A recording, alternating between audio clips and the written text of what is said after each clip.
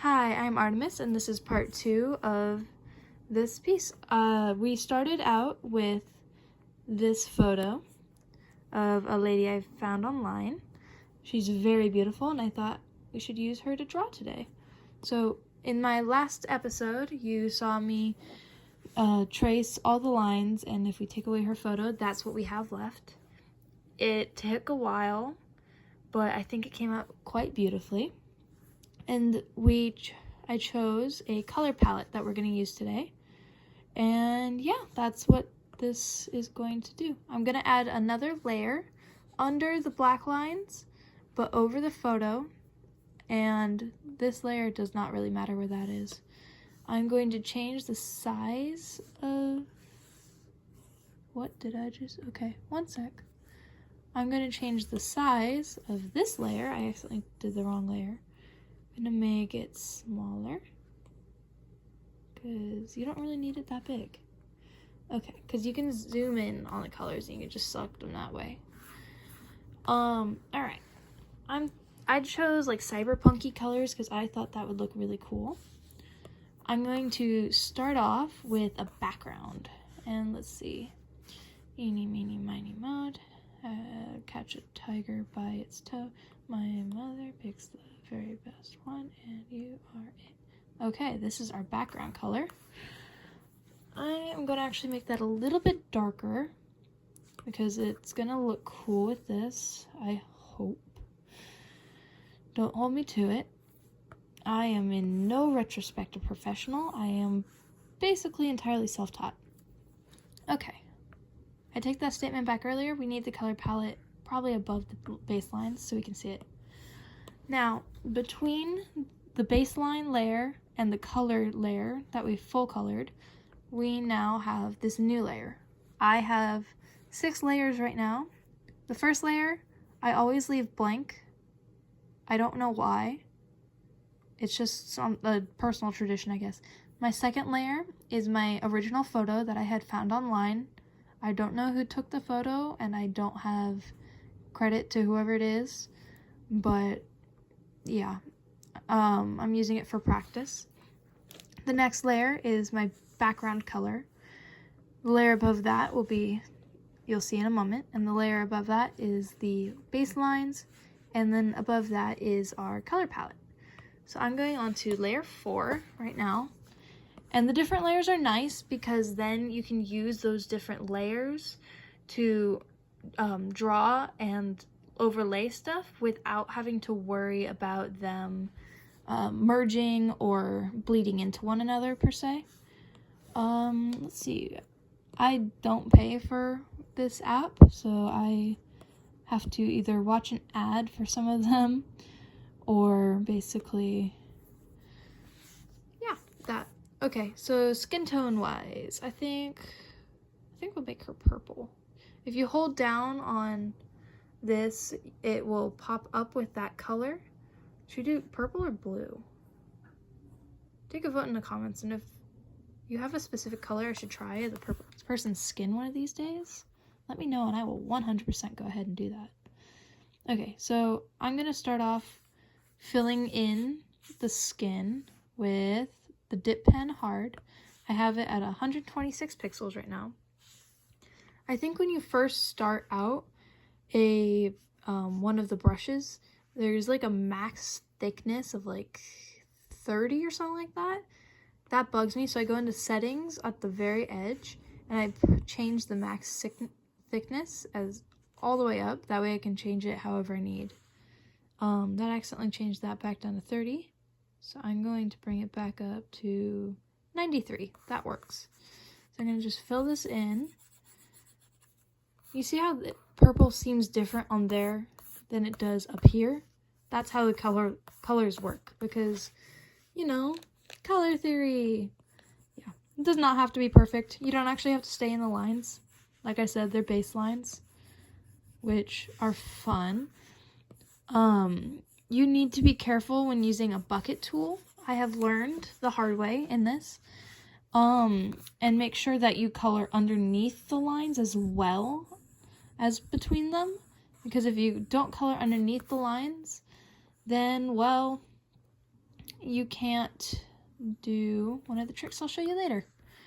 Oftentimes tricks that I have found or use are ones I've excuse me, voice crack, are ones that I've found online or have figured out myself or have been taught.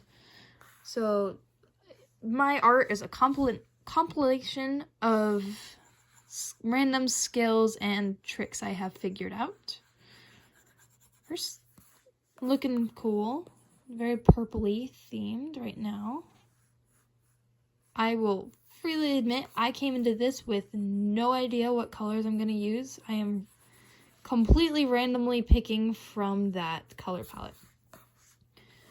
So if you go under the hair as well, where the hair overlaps with skin, I highly recommend overlapping it a bit, because if you can see the, like over here, the hair overlays where the skin is. So when you do the hair, you're still going to be able to see some skin below it. That's how hair works. It's kind of see-through in spots. So if you leave that little bit of color underneath, you might not need it. It might not show completely, or might not even be remotely useful, but it'll save you time later on if you want to add that semi-realistic detailing.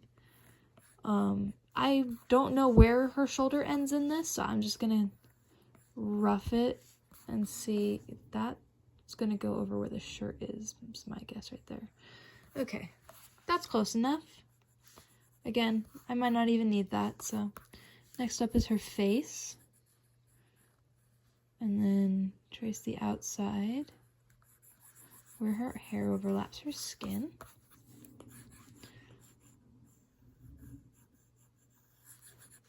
And then what you can do with the utilization of color palettes like this is you can use the color palette to pick that base color.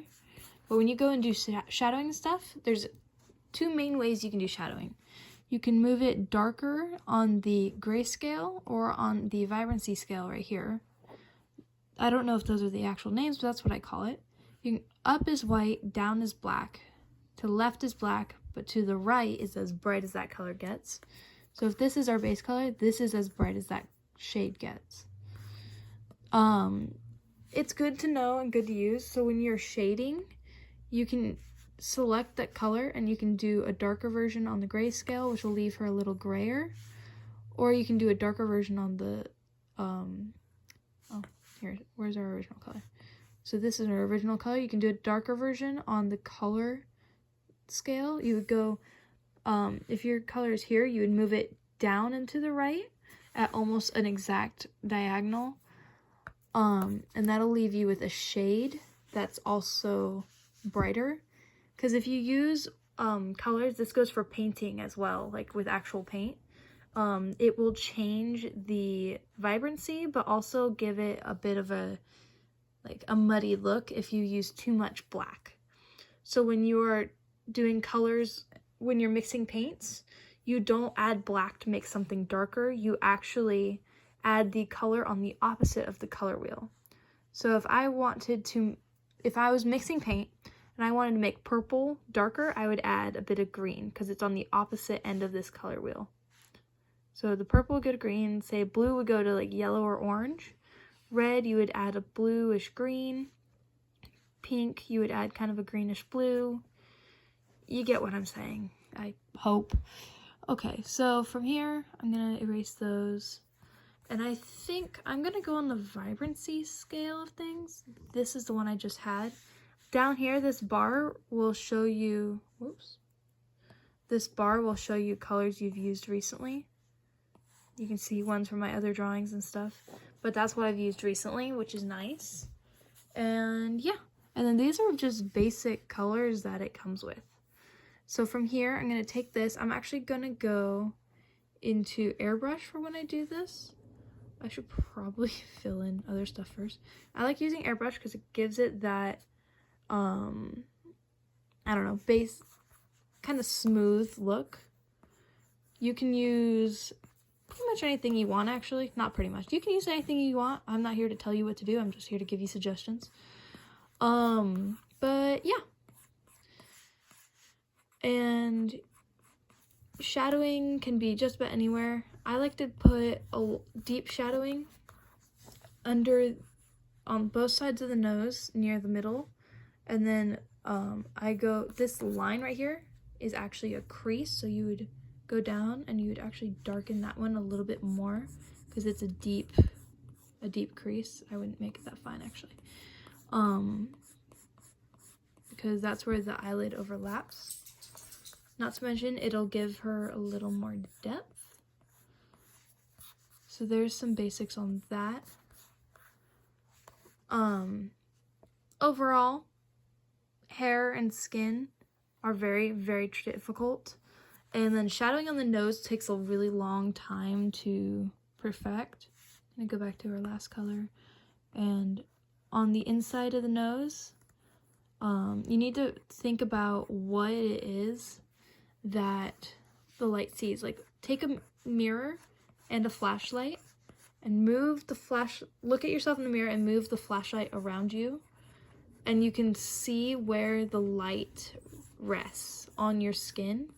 That is the best way I have found to practice that. Or you can also find diagrams of that online, but like, if you don't always have online with you, it's a good way to practice, like if you're camping or you have strict parents.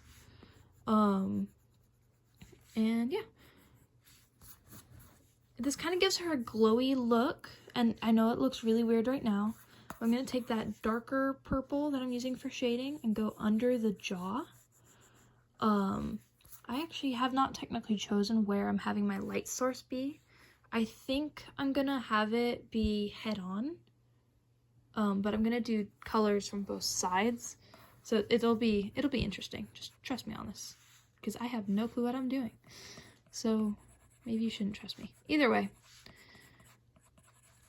this line right here is to signal that there's a deeper shadow in that spot. There's usually pretty deep shadows under the neck anyways, because your chin overlaps where your neck is. And then obviously at the edge of hair, I've seen this in so many drawings. Don't forget to give your hair shadows, because it's not part of your skin, people. And then obviously it's perfectly fine for it to go over the blank spots.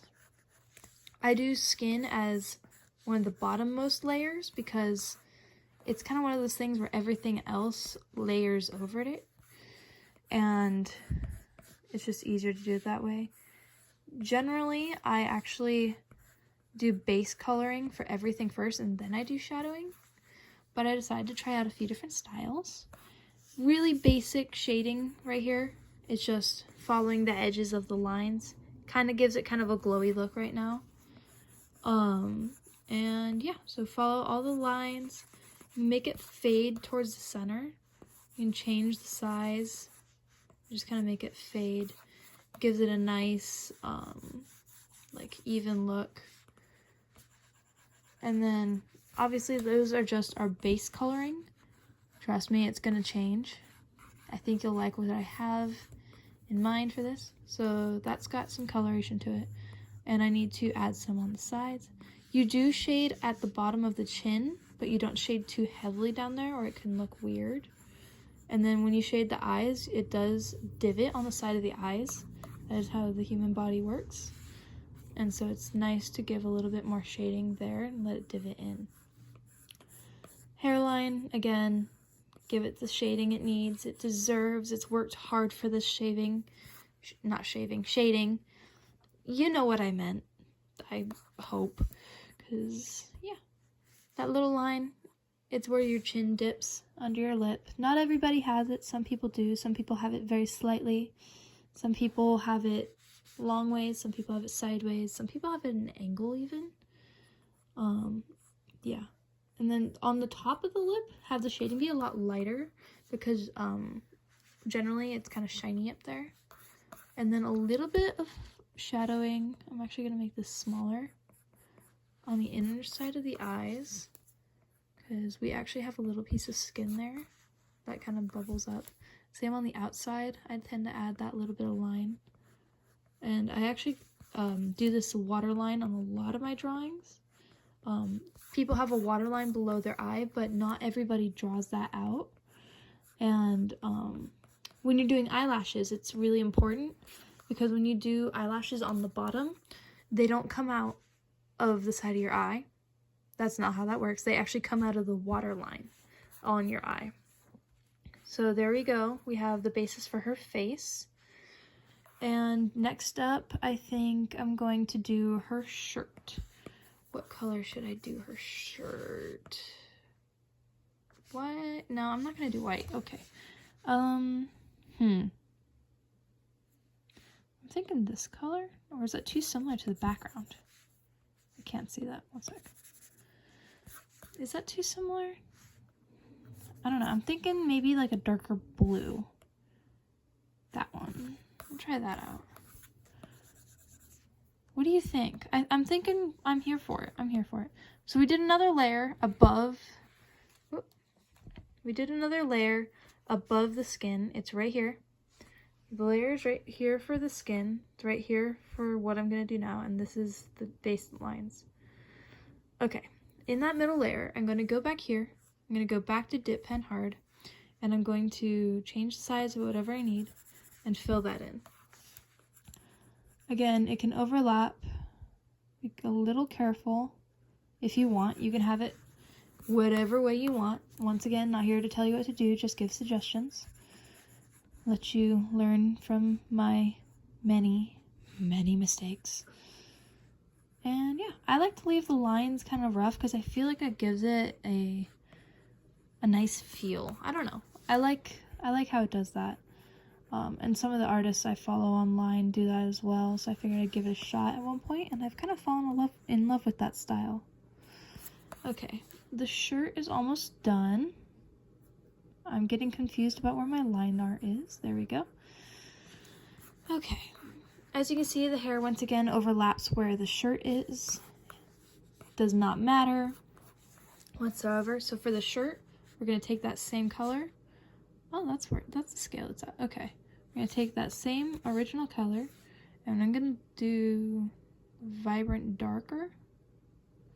I don't like to use the scale.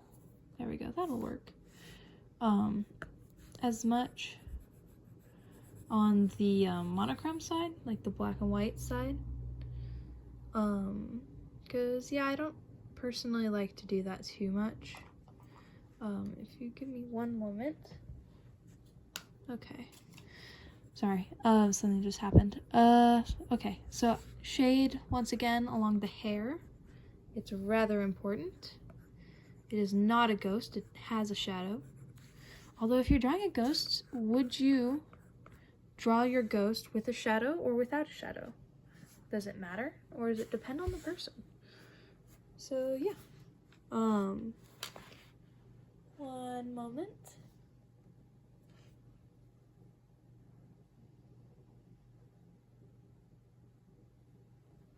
Okay. So I'm going to continue the shadowing. And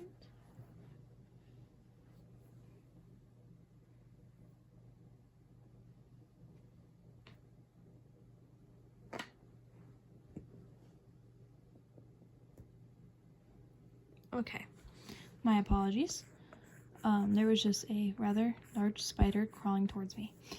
It's somewhere now and I don't know where it is, and I don't know if I should be afraid or just, you know, be quiet. Okay, I'm gonna have a light source be going down the middle line. Generally that is frowned upon for some people. I kind of like it. I still trace that part because I can still go over it with a darker color. But I like making the sides a little darker. Give it that little hint of vibrancy from the shadows, because not all shadows have to be dark. Some can be colorful dark. Excuse my ramblings. It's my way to fill the silence, because I feel like it'd be awkward of just sitting here and quiet while you watch me draw. Okay, we only have darkened these pieces, by the way. We'll do highlights a little bit later with a couple tricks I've figured out over the years. Ignore those ads on top. Those are not my doing. It's just the program I use. Okay. Here we are. So far, we have her shirt and we have her skin. On my iPad, the shirt looks a little bit different than it does through the camera, but it still looks pretty cool. So I'm gonna add another layer above it. The shirt is pretty basic. It doesn't have a whole lot of detailing in it right now. But we're gonna pick a color for the hair. I'm kind of thinking one of the brighter colors could be fun. I'm thinking either this blue. Let's see, what would that look like? You like that? I kind of like the blue. Or we can do the pink, which is really bright. No, I'm feeling the blue, but I might add pink streaks.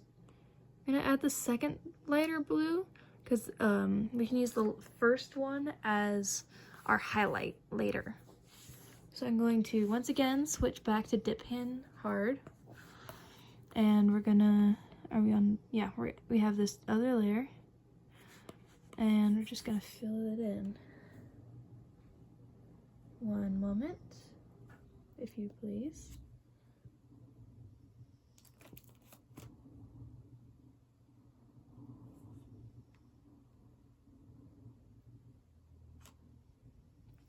Okay. So we're filling in the hair. And I might have to make a part 3 to this because this is taking longer than anticipated. But the hair does not need to remotely be perfect. And if you can notice, I actually left a lot of these lines open. So it's kind of however you want it to be. And it looks cool if it overlaps with the lines a bit too, because it kind of gives it a glowy effect. I'm a bit of a perfectionist, so I like it to be in the lines a lot, but if it like is over a bit, once you zoom out, nobody's really gonna notice unless they're like hyper fixating on what you're drawing. Okay, and then from here, we just are coloring the hair. Let me reposition. And yeah, we have some of it right here. It's gonna take a little bit depending on how you do this. Again, I do not recommend using the bucket tool. While it may be faster, if you have open lines, it takes a little while to figure out what is open and what is not, and it'll have you correct your open lines to be able to use the bucket tool correctly. Again, found that out the hard way. I have spent, I think the most is an hour on a project trying to figure out where all my open lines are so I could use the bucket tool. In the end, sometimes it's seriously just faster to fill it in by hand. It doesn't feel like it's faster most of the time, but trust me, sometimes it is. And in this particular style, I have found it to be much just easier to fill it in by hand, because it could make things in the future that I have yet to explain much easier. Okay, and if you hold down the pencil too long on this app anyways, it will auto-select that color. So that's something to keep in mind. And yeah. I draw right-handed. Personally, if you draw left-handed or whatever, some of these tactics might work a little differently for you. I don't really know. I've tried drawing with my left hand, and trust me, you don't want to see it. It was sad. But maybe if enough people say they want that, I will do a video of me trying to draw with my left hand. That could be a fun challenge. If you have any fun challenges you'd recommend, or like maybe characters you want me to draw, I usually do original pieces, but like this, I sometimes do pieces that are not completely my own. Or like even, I have a bunch of friends that do D&D. If you play that and you have some ideas or like character ideas you want me to draw out, I do take commissions. I might have said that already once, but please, I need commissions. You can find me at my Instagram, same handle as my YouTube channel. I'm pretty sure. If not, I think you can find it in my description. Please like and subscribe to these videos. And yeah, I'm just gonna finish up drawing in the hair because hair is hairy. Because that's how hair works. Yeah. And you also, when you're shading in the hair, I will bring this up when I do that, but you also will be wanting to take into account how it is laying and what it is laying on, because that can change the shadowing of it. Because if you want your piece to have a 3D effect or look of any sort, it will help you quite a bit to add both layering to the hair, and it will help you to add some texture or height. Like how close or something is or far from the camera affects how it is drawn because of the angle. This is taking so much longer than I thought it would to color in this hair. I don't usually put this much detail in, so that's probably why. And I'm still new to this version of drawing. I do a lot of mandalas and stuff like that. Another trick I found helpful, which some of you may be inclined to try, is if you're like me and you started out drawing with pencils or graphite or charcoal or something, what you can do is you can take a photo of that graphite or pencil drawing you did and just put it onto your drawing app. I use IBIS Paint X. And you can just import that photo or drawing of your own piece, and you can trace that and use that as your baselines. Highly recommended.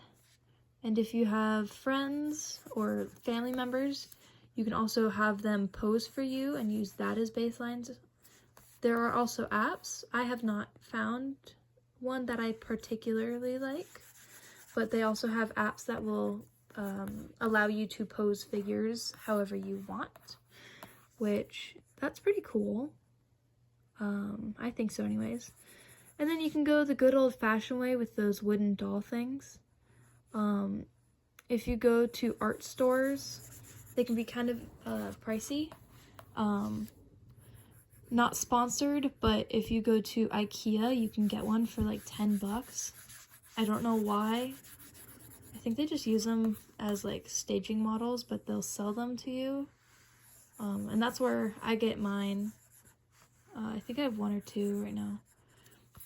But they can be helpful, especially for pencil drawing or digital drawing, as you can just pose them. They're really simple wooden figures, and you can just pose them however you need them to look. Take a photo or just freehand draw while you're looking at the doll for reference. You can also use, like, if you have action figures or those little figurines that you pose for making stop motion videos, those can work too. I do freehand animations. If you look on my channel on YouTube, you will see probably quite a few of them. But yeah, please check them out. I highly recommend, if you're really a beginner and you're really new and you don't really know what you're doing, a good app I started off with was Flip-A-Clip, but it's kind of limited and has limited uses, and you have to pay to do any of the nicer stuff. It's a good way to start, but after that, a good recommendation would be what I'm currently using, which is Adobe Fresco. Neither of these are sponsored. I don't have any sponsors, but on a Fresco you can draw like this. I only use Fresco for animations. I don't use it for general drawing because I find IBIS Paint X has more options for effects that are free with watching a video than Adobe Fresco does, but Fresco is great for doing animations. I found that I'm pretty sure you can do animations on Ibis Paint as well, but I don't know, I just don't do it. If you enjoy drawing a lot, you will probably want an entire folder on your device for apps just for art. Again, not telling you you have to, just giving suggestions. I don't want to be construed as rude or anything. But yeah, there's a bunch of different ways you can do things. Try things out, experiment. If you're worried about damaging the layer you have in experimentation, which I am right there with you, I've had that fear so many times. There are tricks that you can do to keep from harming that layer.